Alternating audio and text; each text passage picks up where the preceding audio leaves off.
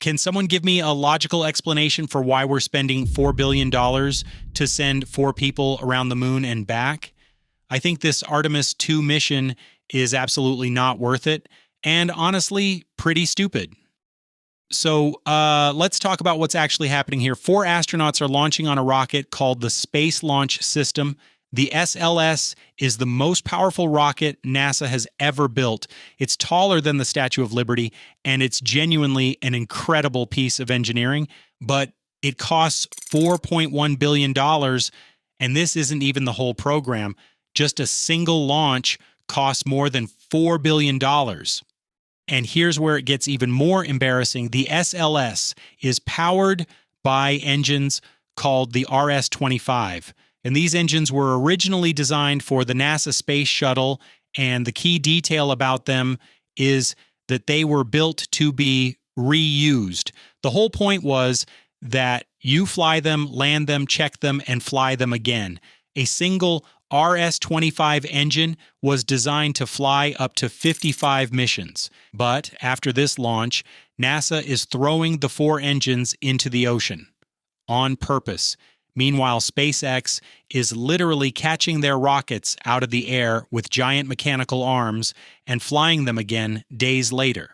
A SpaceX Falcon Heavy launch costs around $90 million. The SLS costs $4.1 billion. That's about 50 times more expensive for a rocket that is thrown away.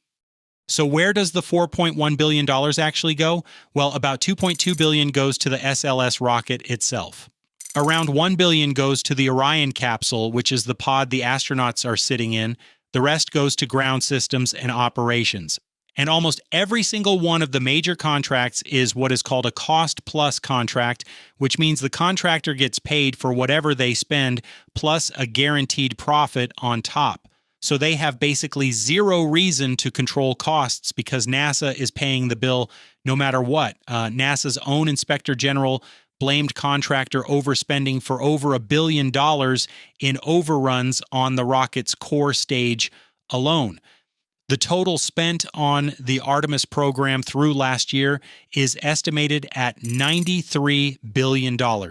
For that money, NASA has completed exactly 1 uncrewed test flight. And here's the part that genuinely makes me want to pull my hair out.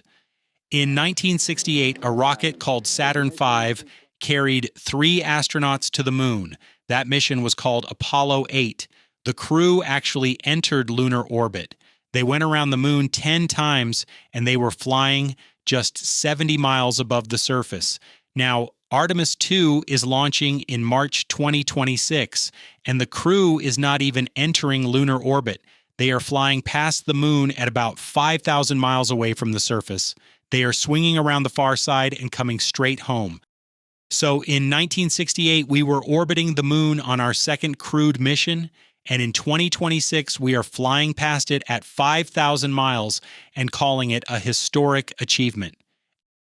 And the cost comparison here is genuinely shocking. The Saturn V that powered Apollo missions costs about $1.5 billion per launch in today's money. We are paying nearly 3 times more per launch than we did in the 1960s to do significantly less. And here's something, probably just as unsettling about this mission. During the Artemis I flight in 2022, which was an uncrewed test, the capsule's heat shield started breaking apart during re-entry. Chunks of charred material were flying off in over 100 different locations. Now, the heat shield is the thing standing between the astronauts and temperatures of nearly 5,000 degrees Fahrenheit. It's definitely not a minor component. NASA spent 2 years investigating what went wrong. And here's what they found. The way the capsule was skipping across the upper atmosphere on the way back to Earth was trapping gases inside the heat shield material, building up pressure and cracking it apart from the inside. So what is the fix for Artemis II, which is launching with 4 actual humans inside? Well, they changed the re-entry flight path to skip less. That's it. The heat shield itself has not been redesigned. It has not been replaced because it was already built before they even discovered the problem, and there was not enough time to manufacture a new one. And here's the part that makes this even harder to sit with. The areas of the Artemis I heat shield that were slightly more porous, meaning they let gases escape more easily, actually performed better. But the Artemis II heat shield has zero porosity. NASA knows this is the worst design, and the crew is flying on it anyway because the alternative was delaying the mission even further. A former NASA astronaut named Charlie Camarda, who is actually a heat shield expert and flew on the first space shuttle mission after the Columbia disaster, publicly called this decision crazy. A group of former NASA engineers has been raising concerns about this for months. NASA says the new flight path eliminates the risk, but those engineers are not so sure. The interesting thing about the criticism of this program is that it is not coming from random people on the internet like me. It's coming from people who have spent their entire careers at NASA. Former NASA administrator Michael Griffin, who actually ran the agency, has said publicly that the Artemis program is too complicated, way over budget, and probably never getting done on time.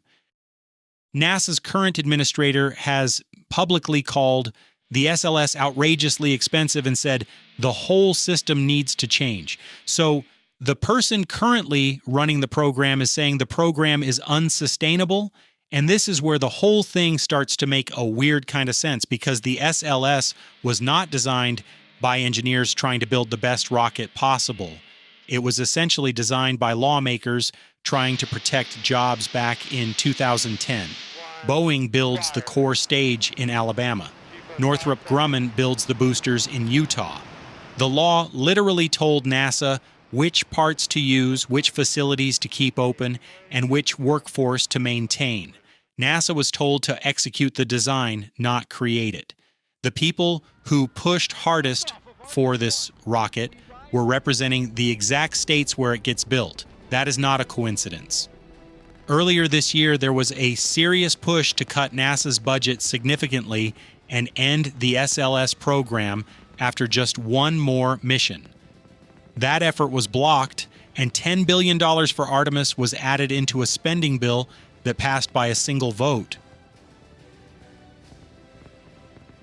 Let me know down in the comments what you guys think about all these moon missions. Help me out by clicking the like and hype buttons. Subscribe for more space updates. God bless you, and I wish you a wonderful week.